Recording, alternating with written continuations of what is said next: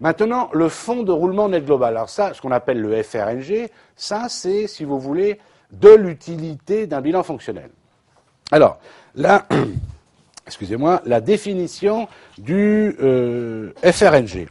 Alors, ce qu'on appelle le fonds de roulement net global, là, vous allez voir, c'est très simple, il faut appliquer et connaître les formules, c'est tout simple, c'est de l'arithmétique. Qu'est-ce qu'on appelle le FRNG? Eh bien, le FRNG, c'est la partie de l'actif circulant du bilan fonctionnel financée par des ressources stables du bilan fonctionnel. D'accord? Donc, une fois qu'on a dit ça, je répète, le FRNG, c'est la partie de l'actif circulant financé par des ressources stables. Comment calcule-t-on le FRNG? Alors, il y a plusieurs façons de calculer le FRNG de par l'égalité entre l'actif et le passif. Alors, la première façon de calculer le FRNG, vous allez voir, c'est tout simple.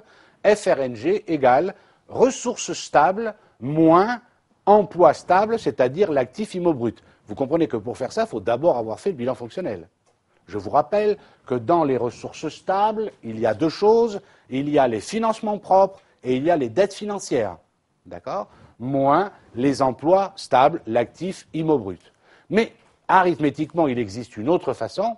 Le FRNG, c'est aussi l'actif circulant moins le passif circulant de par l'égalité d'un bilan, bien entendu.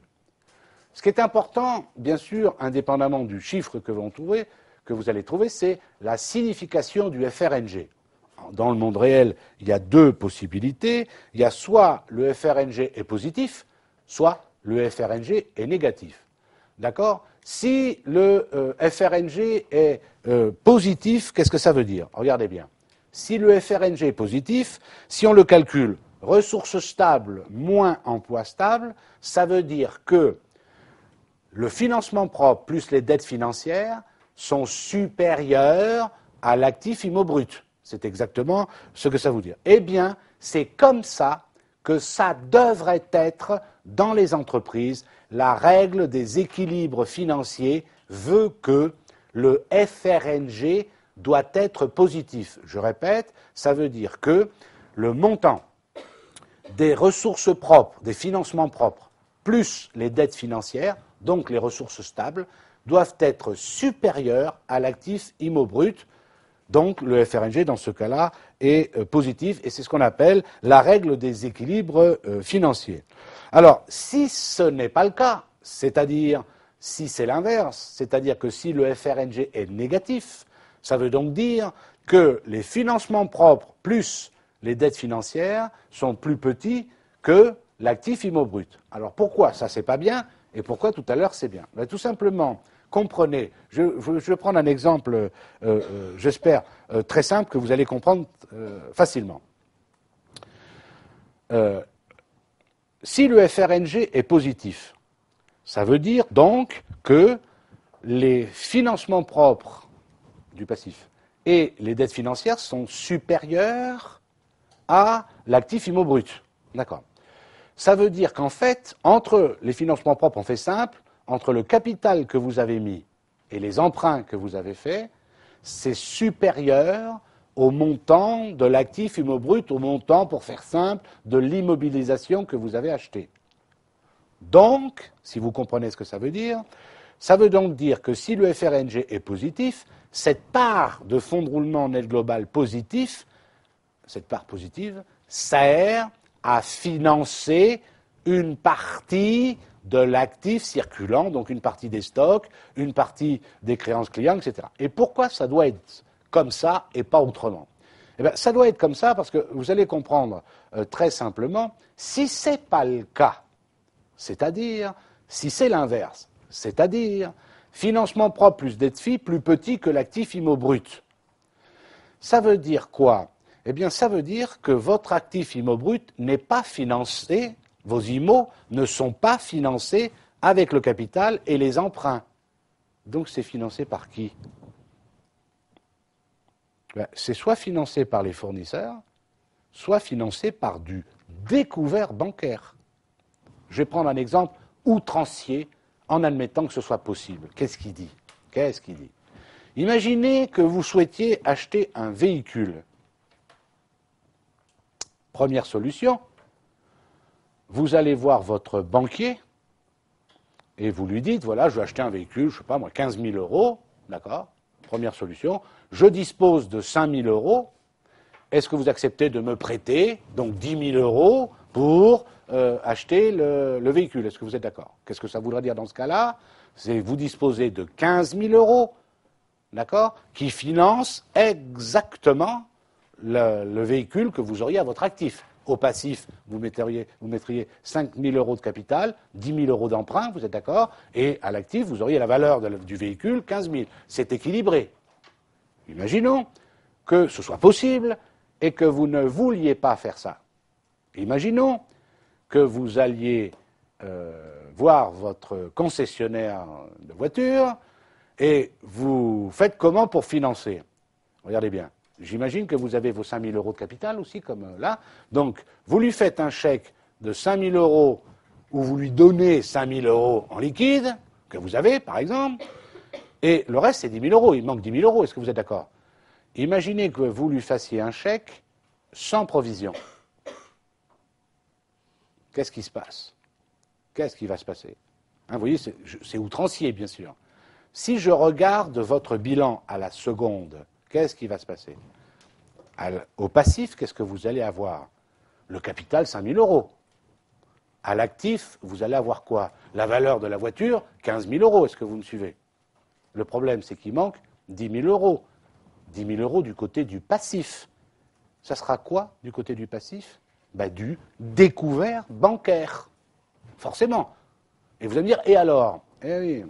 Et alors, si vous imaginez que vous allez financer votre véhicule, exemple pour le financer sur 4 ans, avec du découvert bancaire, j'espère que vous êtes bien conscient le coût que ça va vous engendrer. J'espère que vous comprenez que le coût du découvert bancaire, les taux d'intérêt du découvert bancaire sont beaucoup plus importants que les taux d'intérêt d'un emprunt. Est-ce que vous comprenez? Or, l'actif immobilisé, lui, c'est fait pour durer longtemps dans l'entreprise. C'est même la nature même de l'actif immobilisé. C'est même la nature, la définition même des biens destinés à rester longtemps dans l'entreprise. Si vous les financez avec des ressources qui ne sont pas au moins de même durée, vous allez financer obligatoirement avec du déficit. Est-ce que vous êtes d'accord? Et ça va vous coûter beaucoup plus cher. Voilà tout simplement pourquoi la règle des équilibres financiers veut que, quand on achète une IMO, elle doit être financée en totalité, et encore mieux s'il y a un peu plus de RAB, ça s'appelle le fonds de roulement net global, par le capital et les emprunts, parce que c'est ça qui coûte le moins cher pour financer une immobilisation dont la durée de vie est supérieure à 1 an. Il y a une exception à ce que je viens de dire. Une exception. Il y a un cas de figure où il y a des entreprises, un cas de figure, une activité dans laquelle le FRNG est négatif et elles sont en très bonne santé. Un cas de figure, vous allez comprendre tout de suite, les entreprises de distribution. Pourquoi les entreprises de distribution? On va le comprendre avec les éléments constitutifs du FRNG.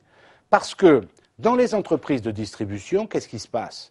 Les clients payent comptant et eux, ils payent les fournisseurs du genre 60 jours fin de mois. Autrement dit, dans leur cas, ce sont les fournisseurs qui payent les immobilisations. D'accord? Ça, c'est l'exception qui confirme la règle. Mais dans toutes les autres entreprises, quasiment, ce qui se passe, c'est que pour vendre, vous êtes obligé d'accorder du délai de paiement à vos clients, sinon vous ne vendez pas. D'accord? Et quelquefois, malheureusement, on va le voir, le délai que vous accordez aux clients est supérieur au délai que vous accordent les fournisseurs. C'est-à-dire qu'il faut payer plus vite les fournisseurs que ce que les clients vous payent. Vous avez donc ce qu'on appelle, on va le voir, le besoin en fonds de roulement. D'accord? Donc, dans le FRNG, mécaniquement, on distingue deux parties. La première partie, le besoin en fonds de roulement, et la deuxième partie, ce qu'on appelle la trésorerie nette. Donc, troisième définition, si vous préférez, du FRNG, troisième définition, BFR plus trésorerie nette. Conséquence, on peut aussi écrire FRNG égale BFR plus trésorerie nette. Maintenant, qu'est-ce que c'est que le BFR? Regardez bien, c'est tout simple, le besoin en fonds de roulement. Comprenez-le, c'est l'argent que vous avez dehors. regardez, ce que c'est que l'argent que vous avez dehors. Les stocks, plus les acomptes et avances versées, plus les créances d'exploitation, plus les créances hors exploitation, moins les avances et acomptes reçus, moins les dettes d'exploitation et moins les dettes hors exploitation. C'est ça que l'on appelle le besoin en fonds de roulement. Est-ce que vous le comprenez, ça? Est-ce que vous comprenez que quand vous avez du stock, comprenez bien, du stock, qu'est-ce que c'est? C'est de l'argent, enfin, c'est des marchandises, ce sont des marchandises que vous avez achetées et peut-être payées et que vous n'avez pas vendues. C'est bien de l'argent dehors. Qu'est-ce que c'est qu'un client d'un point de vue comptable? Un client d'un point de vue comptable, ce n'est pas quelqu'un à qui on a vendu quelque chose. Ça, c'est pas vrai. Ça, c'est l'acception commerciale du mot client. Mais en comptabilité, un client, c'est quoi? C'est quelqu'un à qui on a vendu quelque chose et qui ne nous a pas payé. Ben, sinon, ce n'est pas un client. Sinon, ça s'appelle de la trésorerie. D'accord? Donc, plus vous avez de stock, plus vous avez de créances clients, et moins vous avez d'argent sur votre compte en banque. Est-ce que vous êtes d'accord? Mais ceci est compensé par le fait que nous avons des dettes fournisseurs, des dettes fiscales et sociales, d'accord, qui viennent diminuer le besoin en fonds de roulement. Est-ce que vous comprenez ce que je veux dire? D'accord? Oui, parce que là aussi, ça va vous surprendre. Plus vous avez de dettes, plus vous êtes riche. Oui, mais c'est pas ce que m'a dit papy. Mais papy s'est trompé, papy. Hein, pour une fois, papy, il n'a pas eu du bon sens. Et oui, parce que si vous avez une dette, ça veut dire que vous n'avez pas payé. Si vous n'avez pas payé, ben vous avez plus d'argent sur votre compte en banque. C'est aussi simple que ça. D'accord? Donc, le besoin en fonds de roulement, comprenez-le, c'est bien les stocks, avances et acomptes versés, les créances d'exploitation, créances hors exploitation, moins de l'autre côté, ce qui vient diminuer ce besoin en fonds de roulement, c'est ce que nous, on doit aux fournisseurs, à l'URSSAF, au fisc, etc., etc. C'est ça le besoin en fonds de roulement.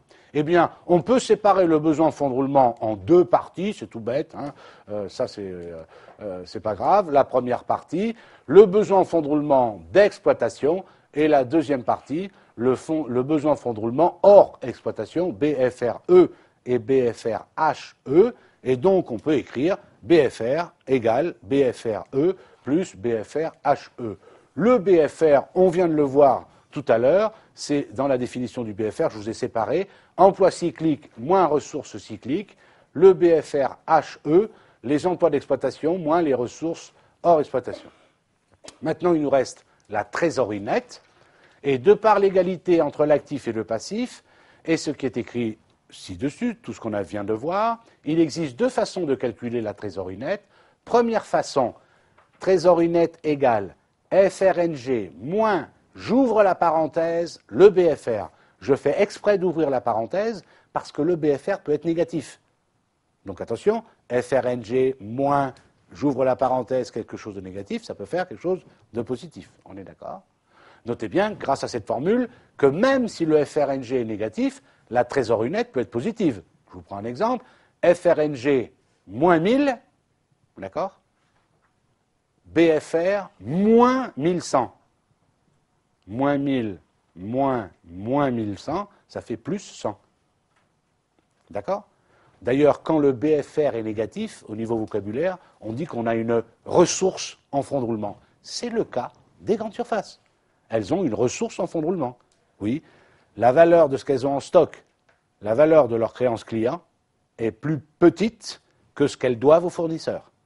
C'est pour ça que je vous disais tout à l'heure, dans leur cas, c'est les fournisseurs qui payent leurs immobilisations. D'accord? Donc, pour que le FRNG, si le FRNG est inférieur à 0, la trésorerie nette peut être supérieure à 0, ben pour ça, il faut que le BFR soit inférieur au FRNG. Donc, le montant du FRNG lui-même ne préjuge pas de la bonne santé financière de l'entreprise à court terme. C'est-à-dire que vous pouvez avoir un FRNG positif, donc ça, vous respectez les grands équilibres financiers, mais si le BFR vient, entre guillemets, manger tout votre FRNG, eh ben, vous avez une trésorerie qui est négative, et la trésorerie qui est négative, c'est pas bon. Est-ce que vous êtes d'accord? À l'inverse, comme les grandes surfaces, elles peuvent avoir un FRNG négatif, mais comme elles ont une ressource en fonds de roulement au lieu d'un BFR, elles ont de la trésorerie positive.